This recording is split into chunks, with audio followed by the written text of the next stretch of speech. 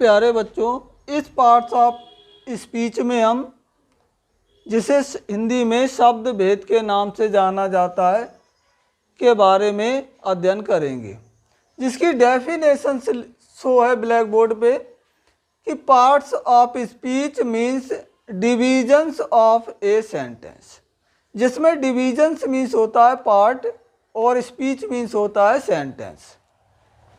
जैसे एग्जाम्पल्स यहाँ पे शो हैं कि the God is the creator of universe, और दूसरा एग्जाम्पल है रवि सा ए टाल tree on the bank of a river.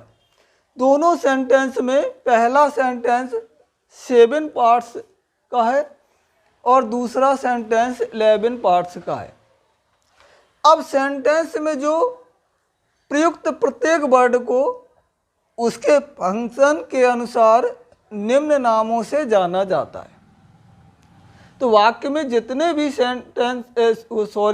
Words होते हैं वो अलग अलग नामों से अपने फंक्शन के अनुसार जाने जाते हैं, जिनमें पहला है noun, pronoun, verb, adjective, adverb, preposition, conjunction और इंटरजेक्शन। तो इस प्रकार से हम प्रत्येक सेंटेंस को 8 भागों में विभाजित करते हैं। अब मैं आपको नंबर से एक एक के बारे में क्लियर कर देता हूँ।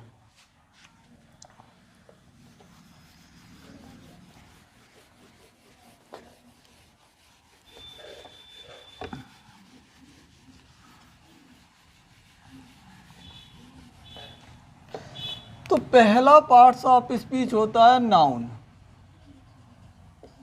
जिसको हिंदी में संज्ञा कहा जाता है।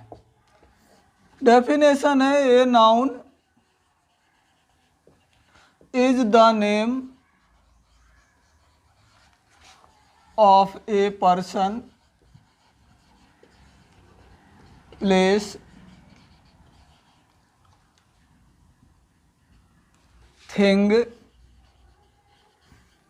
और ए ग्रुप ऑफ फीलिंग्स।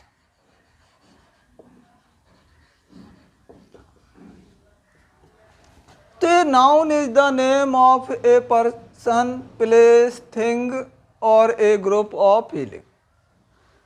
वे शब्द जो व्यक्ति, वस्तु, स्थान अथवा हमारे मन के भाव को व्यक्त करते हैं संज्ञा कहलाते हैं। एग्जाम्पल से देखें, रवि इज ए लॉयर। तो यहाँ पे रवि और लॉयर 2 नाउन से प्रयुक्त हैं। दूसरा एग्जाम्पल देखें, Kanpur is a big city. तो यहाँ पे देखें कानपुर और सिटी 2 नाउन्स हैं जो प्लेस को प्रदर्शित करते हैं। तीसरा एग्जाम्पल देखें, honesty is the best policy. तो यहाँ पे ऑनेस्टी और पॉलिसी 2 नाउन्स हैं जो हमारे फीलिंग्स को प्रदर्शित करते हैं, हमारे भाव को, गुण को प्रदर्शित करते हैं। चौथा है गोल्ड इज येलो। तो आपका गोल्ड नाउन को प्रदर्शित करता है। अब मैं आपको नाउन्स के काइंड्स भी शो कर देता हूं, जिससे आपको क्लियर हो जाए कि नाउन कितने प्रकार के होते हैं।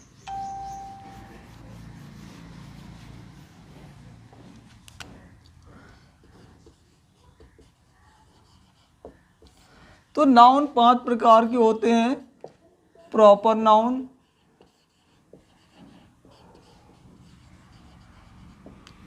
दूसरा कॉमन नाउन,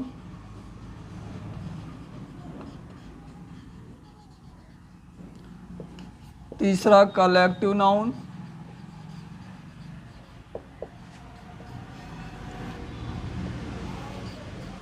चौथा मटेरियल नाउन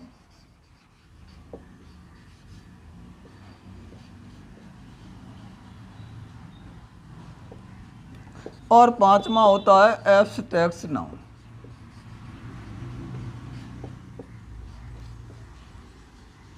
तो ये नाउन के 5 काइंड्स होते हैं, proper noun, common noun, collective noun, material noun और एब्स्ट्रैक्ट नाउन।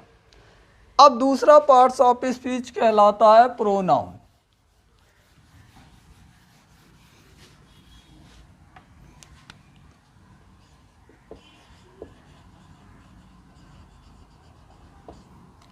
हिंदी में इसको सर्वनाम कहते हैं। डेफिनेशन शो कर देता हूं। A pronoun is a word that used in place of a noun. In place माने होता है के बदले में या के स्थान पर। तो सर्वनाम वे शब्द होते हैं जो नाउन के बदले में या नाउन के स्थान पर प्रयोग किए जाते हैं। एग्जाम्पल्स देखें, Ravi lives in Kanpur, he is my best friend. तो देखिए रवि जो नाउन प्रयुक्त हुआ है उसकी जगह पे हमने प्रोनाउन ही का प्रयोग किया है। तो डेफिनेशन के अनुसार वे शब्द जो किसी नाउन के बदले प्रयोग किए जाते हैं प्रोनाउन कहलाते हैं। दूसरा एग्जाम्पल देखें, Sita is a wise girl. Sita is a wise girl, Sita noun है और इसकी जगह पे हमने शी इज माई नाइबर।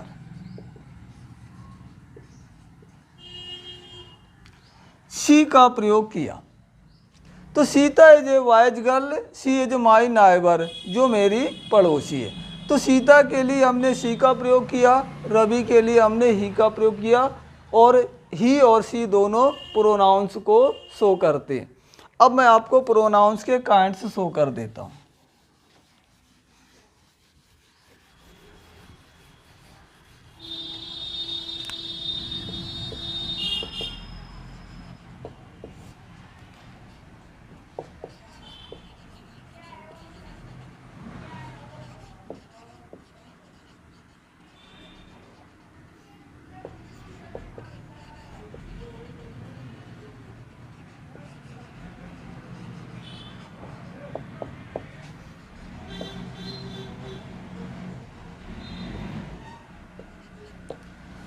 तो पहला हो जाएगा पर्सनल प्रोनाउन, दूसरा डेमोन्स्ट्रेटिव प्रोनाउन, तीसरा हो जाएगा डिस्ट्रीब्यूटिव,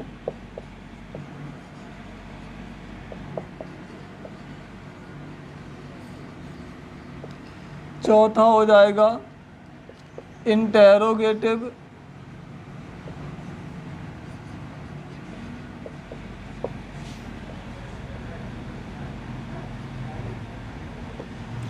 पांचवा हो जाएगा रिलेटिव,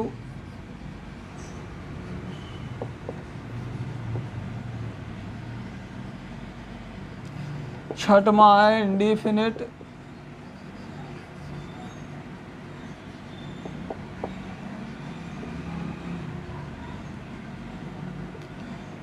सातवां है रिफ्लेक्सिव,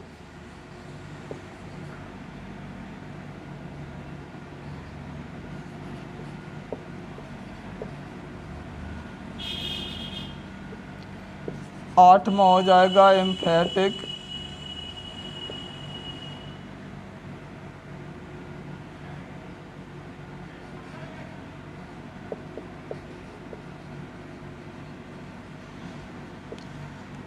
नौवां रेसिप्रोकल,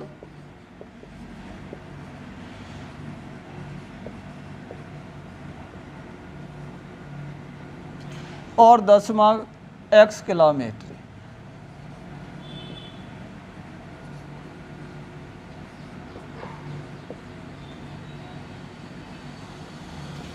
तो ये 10 काइंड्स होते हैं प्रोनाउंस के, जिसमें personal pronoun, demonstrative pronoun, distributive pronoun, interrogative pronoun, relative pronoun, indefinite pronoun, reflexive pronoun, emphatic pronoun, reciprocal pronoun और एक्सक्लामेटरी प्रोनाउन।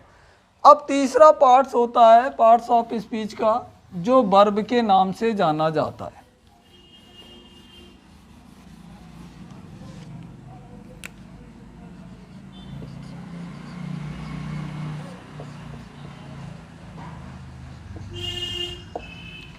डेफिनेशन देखें,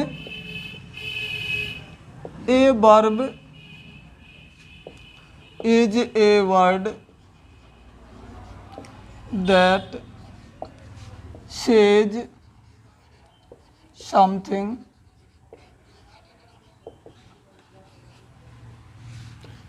अबाउट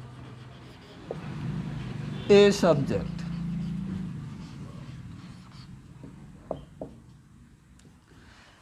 तो verb is a word that say something about a subject. वे शब्द जो subject के बारे में कुछ कहते हैं, क्रिया कहलाते हैं। एग्जाम्पल्स देखें, शी सिंग्स ए सॉन्ग। तो यहाँ पे सिंग्स वर्ब है जो सब्जेक्ट शी के द्वारा किए गए कार्य को व्यक्त करती है। दूसरा एग्जाम्पल देखें, रवि प्लेड चेस यस्टरडे। तो प्लेड शब्द है जो वर्ब है और रवि के द्वारा किए गए कार्य को व्यक्त करता है कि रवि ने कल शतरंज खेली थी। तो ये आपके सिंग्स और प्लेड वर्ब को प्रदर्शित करते हैं जो सब्जेक्ट सी और ही ए रवि के द्वारा किए गए कार्य को व्यक्त करते। अब मैं आपको वर्ब्स के काइंड शो कर देता हूं।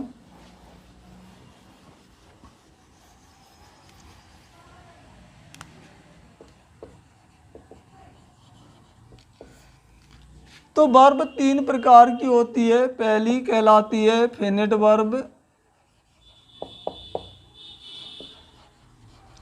दूसरी कहलाती है नॉन फिनिट,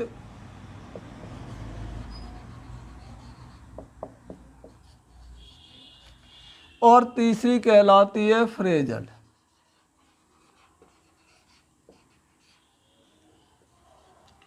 ये 3 प्रकार की वर्ब्स होती है, finite verb, non finite verb और फ्रेजल वर्ब। अब चौथा पार्ट्स होता है जो एडजेक्टिव के नाम से जाना जाता है।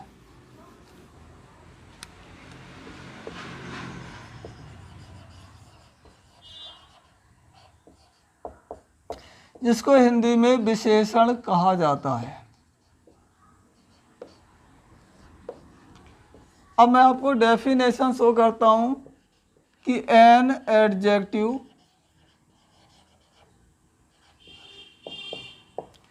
Is a word that add something to the meaning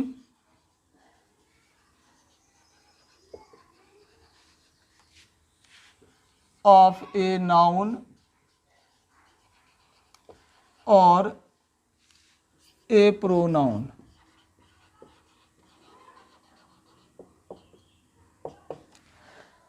तो an adjective is a word that adds something to the meaning of a noun or a pronoun।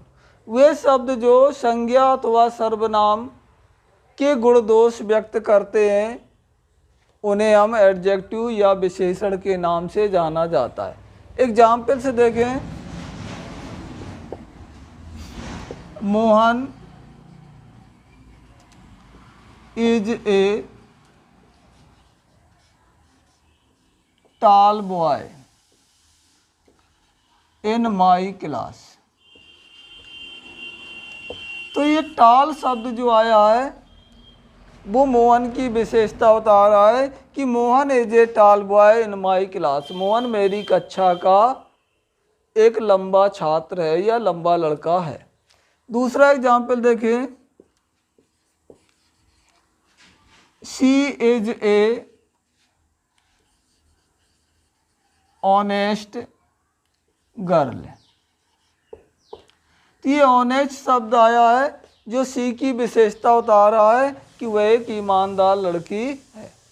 तो इस तरह से हम टाल और ऑनेस्ट को एडजेक्टिव के रूप में यूज करते हैं जो क्रमशः मोहन और सी के गुण दोष को व्यक्त करता है। अब मैं आपको एडजेक्टिव की काइंड्स शो कर देता हूँ।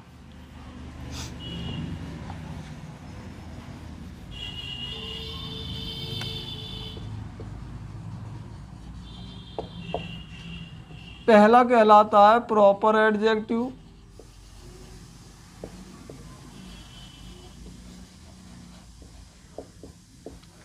दूसरा कहलाता है डिमॉन्स्ट्रेटिव,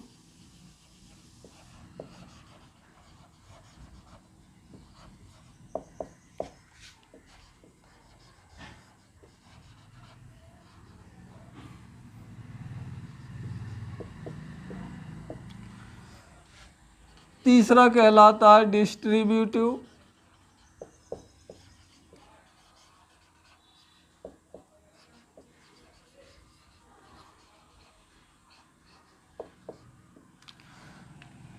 चौथा कहलाता है इंटेरोगेटिव,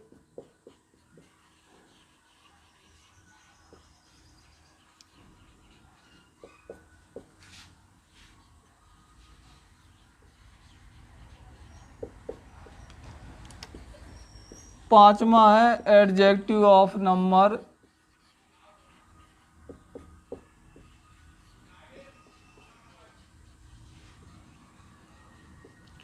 छठवां है एडजेक्टिव ऑफ क्वालिटी और सातवां है एडजेक्टिव ऑफ क्वांटिटी। तो ये 7 प्रकार के एडजेक्टिव होते हैं जिसमें पहला प्रॉपर एडजेक्टिव, दूसरा डेमोन्स्ट्रेटिव एडजेक्टिव, तीसरा डिस्ट्रीब्यूटिव एडजेक्टिव, चौथा इंटेरोगेटिव एडजेक्टिव, पांचवा एडजेक्टिव ऑफ नंबर, छठवां एडजेक्टिव ऑफ क्वालिटी और सातवां एडजेक्टिव ऑफ क्वांटिटी के नाम से जाना जाता है। अब इसके बाद अगला पार्ट्स ऑफ स्पीच है जिसे एडवर्ब कहा जाता है।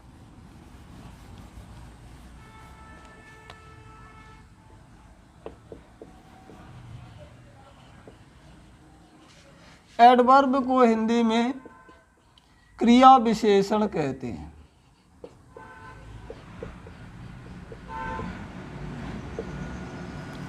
अब मैं आपको एडवर्ब की डेफिनेशन शो करता हूं। An adverb is a word that modifies all parts of speech except noun, pronoun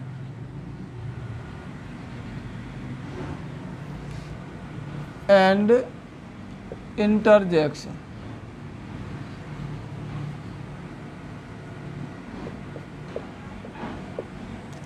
तो an adverb is a word that modifies all parts of speech except noun, pronoun and interjection।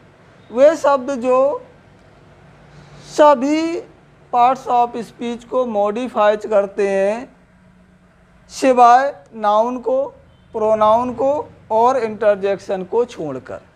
अब मैं examples के द्वारा आपको show करता हूं।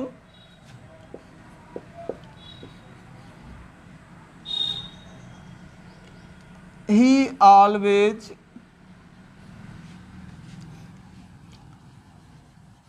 works hard। तो ये आपका always और hard ही की विशेषता एडजेक्टिव है, वो सॉरी एडवर्ब है। दूसरा देखें, मोहन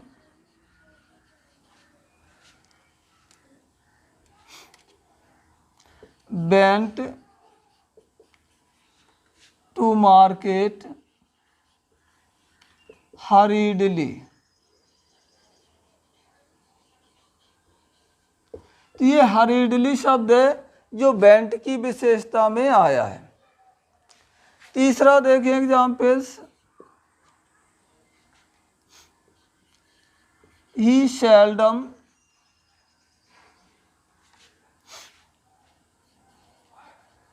कम्स हेयर। तो ये सेल्डम शब्द और हेयर शब्द एडवर्ब को मॉडिफाइज करता है, शो करता है।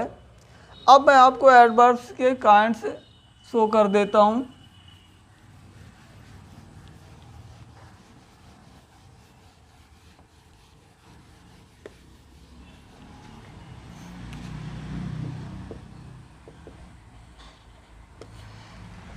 तो एडवर्ब्स को 9 काइंड्स में बांटा गया है, जो इस प्रकार हैं। पहला, एडवर्ब ऑफ टाइम। दूसरा, एडवर्ब ऑफ प्लेस। तीसरा, एडवर्ब ऑफ पर्पज। चौथा, एडवर्ब ऑफ रीजन। पांचवा है एडवर्ब ऑफ कंडीशन।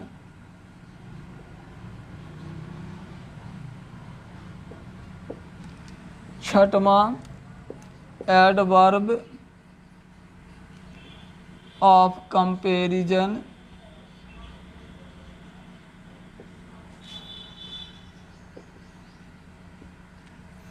सातवां, एडवर्ब ऑफ मैनर। आठवां, एडवर्ब ऑफ रिजल्ट। और नौवां, एडवर्ब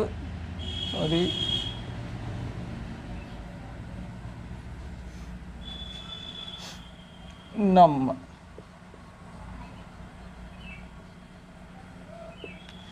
तो इस तरह से 9 पार्ट्स में हम इसको बांट देते हैं, या इसी को हम कहते हैं सपोजिशन।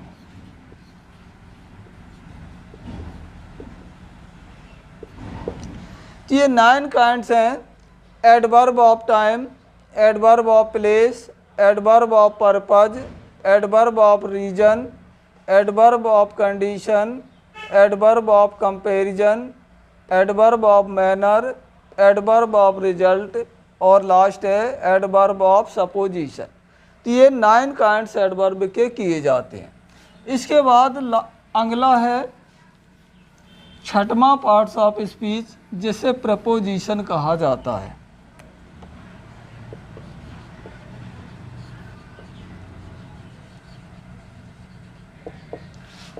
जिसे हिंदी में स्थान बोधक शब्द कहते हैं। तो प्रपोजिशन को हम हिंदी में स्थान बोधक शब्द के नाम से जानते हैं। अब मैं डेफिनेशन शो करता हूँ। Preposition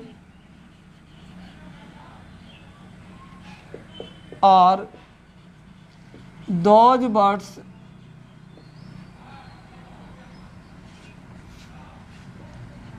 which are used before a noun or a pronoun to show its relation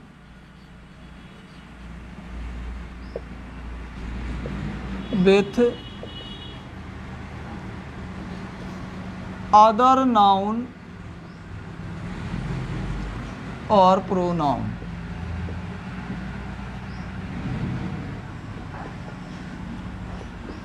तो prepositions are those words which are used before a noun or a pronoun to show its relation with other noun or pronoun. Relation means होता है संबंध और to show means दिखाना।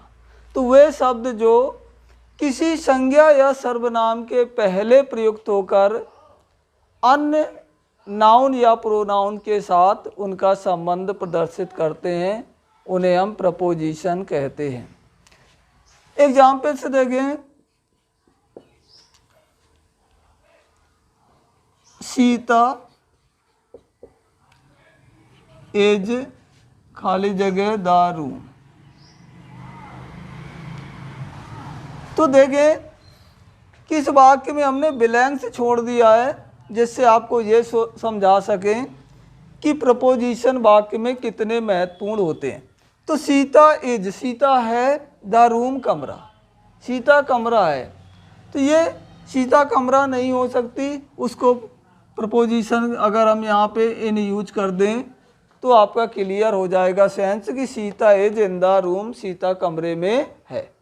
तो इस वाक्य से आप ये क्लियर हो गया होगा कि प्रपोजिशन वाक्य में कितने इम्पोर्टेंट होते हैं। दूसरा एग्जाम्पल देखें, the books are the table. यहाँ पे हम ऑन का यूज करेंगे। अगर हम यहाँ पे ऑन ना लगाएं तो द बुक्स आर, किताबें हैं, द टेबल मेज, किताबें मेज हैं।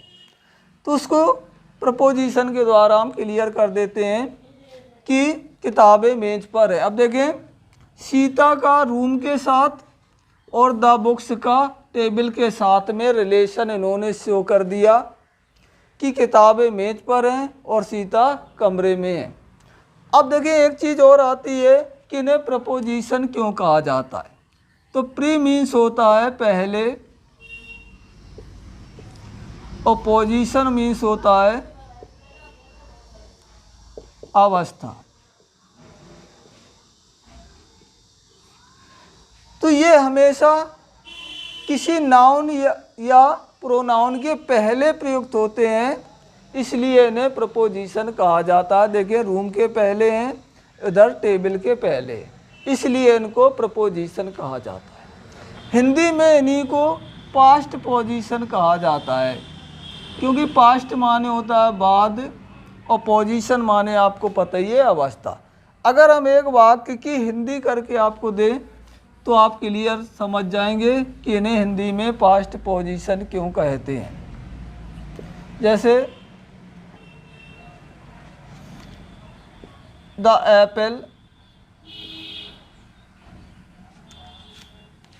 Fail upon the floor. तो देखें अपॉन शब्द यहाँ पे यूज हुआ है। अगर हम इसकी हिंदी करें तो सेब फर्श पर गिरा। तो देखें अपॉन का यूज फ्लोर के पहले हुआ है, इसलिए ये प्रपोजिशन कहलाता है। अब यहाँ पे देखें फर्श के बाद में पर का यूज हुआ है, इसलिए इन्हें पास्ट पोजीशन कहा जाता है। तो हिंदी में ये पास्ट पोजीशन होते हैं और अंग्रेजी में ये प्रीपोजिशन होते हैं। तो आप क्लियर समझ गए होंगे कि इन्हें अंग्रेजी में प्रपोजिशन और हिंदी में पास्ट पोजीशन क्यों कहते हैं। अब अगला पार्ट्स ऑफ स्पीच को मैं शो करता हूँ। यहाँ पे प्रपोजिशन को दो काइंड्स में विभाजित किया गया है, वो काइंड्स मैं आपको शो कर देता हूँ। Number 1 simple preposition,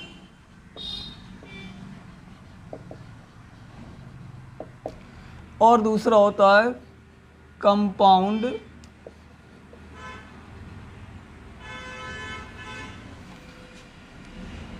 preposition.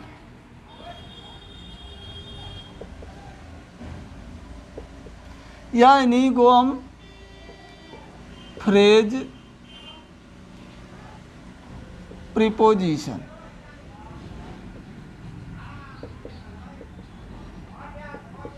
भी कहते हैं। तो दो तरह के प्रपोजिशन के काइंड्स होते हैं, सिंपल प्रपोजिशन, कंपाउंड प्रपोजिशन या फ्रेज प्रपोजिशन। तो दो तरह के काइंड्स प्रपोजिशन के होते हैं।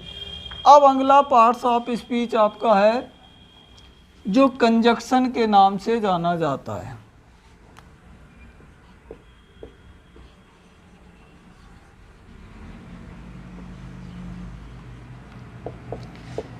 कंजक्शन को हिंदी में संयोजक कहते हैं। डेफिनेशन देखिए, कंजक्शन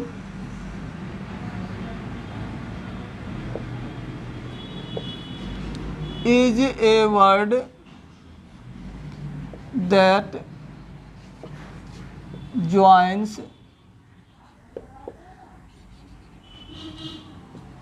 two words, clauses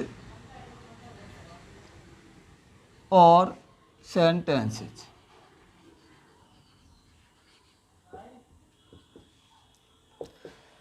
तो संयोजक वे शब्द होते हैं जो दो शब्दों को, दो उपवाक्यों को अथवा दो सेंटेंसों को या वाक्यों को जोड़ने का काम करते हैं। एग्जाम्पल के द्वारा देखें तो आप अच्छे से क्लियर हो जाएगा। Ravi and Mohan are friends. तो देखिए एंड के द्वारा हमने रवि और मोहन को जोड़ दिया जो एंड कंजक्शन का कार्य करता है। दूसरा एग्जाम्पल देखें, God made the man and man made the town. तो God made the man and man made the town. ईश्वर ने मनुष्य बनाए और मनुष्य ने शहर बनाए। तो ये आपका एंड है, कंजक्शन का कार्य करता है। अब देखें कंजक्शन को हम दो भागों में विभाजित करते हैं।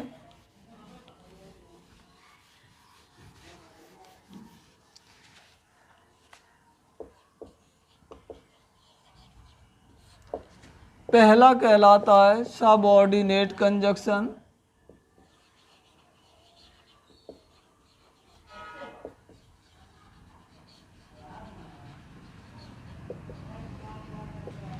तो पहला कंजक्शन होता है जिसे हम सबऑर्डिनेट कंजक्शन कहते हैं, और दूसरा होता है कोऑर्डिनेट कंजक्शन।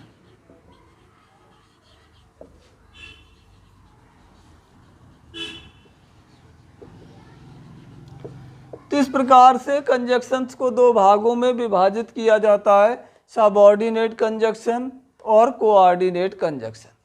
अब आपका लास्ट पार्ट ऑफ स्पीच बचता है जिसे हम इंटरजेक्शन के नाम से जानते हैं।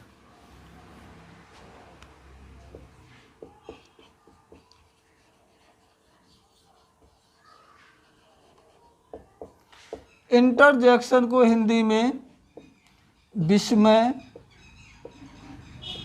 सूचक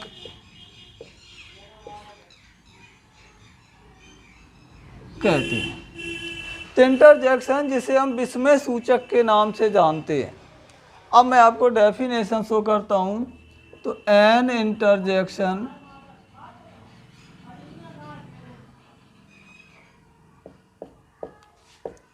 is a word which expresses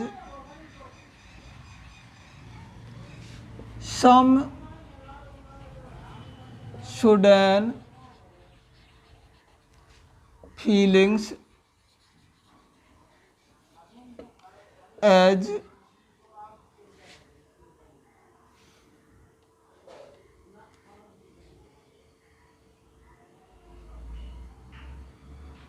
Alas, Phi, Bravo, Hurrah, etc. तो interjection is a word which expresses some sudden feelings as alas, phi, bravo, hurrah, etc. जिन्हें हम sad, happy, anger, wonder, hatred,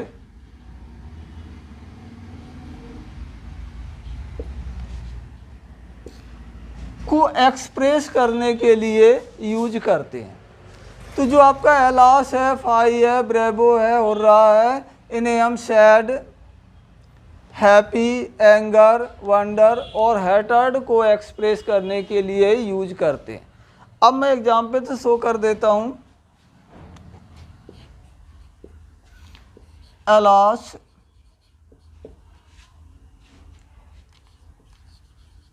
she is no मोर। तो alas दुख को सूचित करता है, दुख को प्रदर्शित करता है कि शी इज नो मोर है। दूसरा एग्जाम्पल देखें, bravo we have won the match.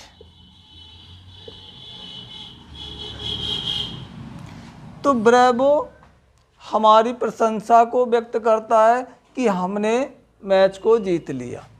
तीसरा एग्जाम्पल देखें, fie you look very dirty. तो ये आपका फाई शब्द है जो हैटर्ड को शो करता है कि यू लुक वेरी डर्टी, तुम बहुत गंदे दिखते हो। तो इस तरह से ये आपके 8 पार्ट्स ऑफ स्पीच को हमने एक एक करके एक्सप्लेन किया। आप इसे बार बार वॉच करें तो आपको अच्छे से क्लियर हो जाएगा। धन्यवाद। जय हिंद।